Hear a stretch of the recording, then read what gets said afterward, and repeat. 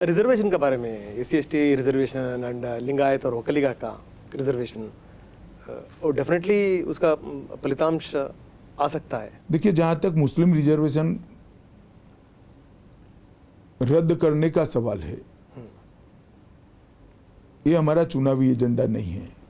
हमारा सैद्धांतिक मुद्दा है कि इस देश में संविधान के हिसाब से धर्म के आधार पर आरक्षण नहीं होना चाहिए, और धर्म के आधार पर आरक्षण की संविधान सहमति नहीं देता है।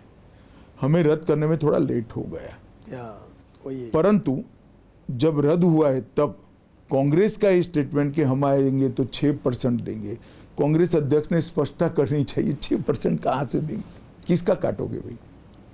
लिंगायत का काटोगे, वोकलिगा का काटोगे, OBC का काटोगे, SC का काटोगे, ST का काटोगे, किसका काटोगे? ये तो बताओ जनता को। मैंने यही पूछने वाला था, देर क्यों कर दिया आपने?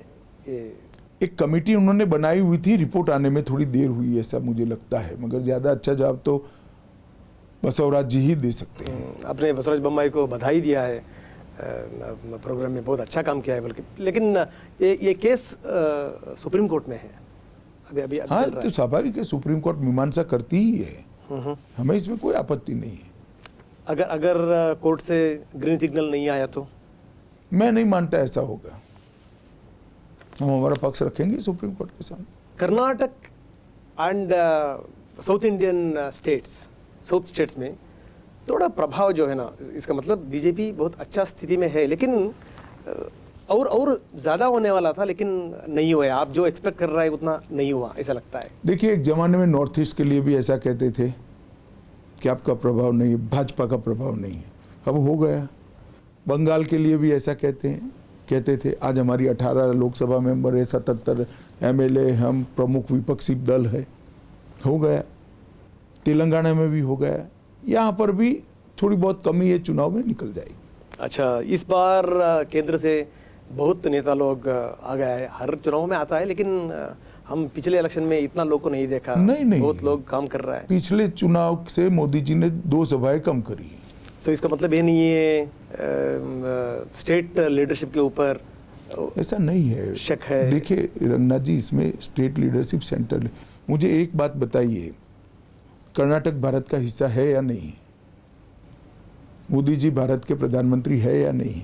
बिल्कुल। अगर दोनों है तो प्रधानमंत्री का दायित्व है कि भारत के हर हिस्से में, किसी भी हिस्से में जब चुनाव हो, वहां जाकर अपनी पार्टी की पॉलिसी, प्रोग्राम और सिद्धांतों को जनता के सामने रखना चाहिए, उनका दायित्व है।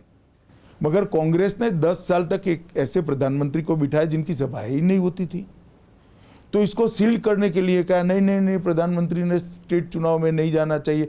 नेहरू जी जाते थे या नहीं जाते थे? इंदिरा जी जाती थी या नहीं जाती थी?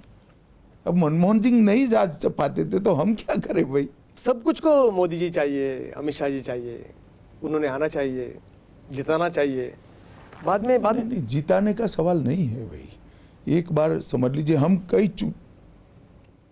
कई जगह पे मोदी जी गए हैं और चुनाव हारे हैं, मगर हम हमारी पार्टी की बात तो रखेंगे ना, या न रखें? हम डेमोक्रेसी में है, डेमोक्रेसी में जनता निर्णय करती है, निर्णय करने के लिए हमें हमारा पक्ष रखना चाहिए। नहीं जाते हैं तो वो एरोगेंसी है। नहीं, आप इतना मेहनत जो कर रहा है, इसका वैल्यू इधर का लीडरशिप को है, क्योंकि अंडा मैं खाऊंगा, डंडा आप खाइए, ऐसा मनस्थिति ऐसा नहीं होता है।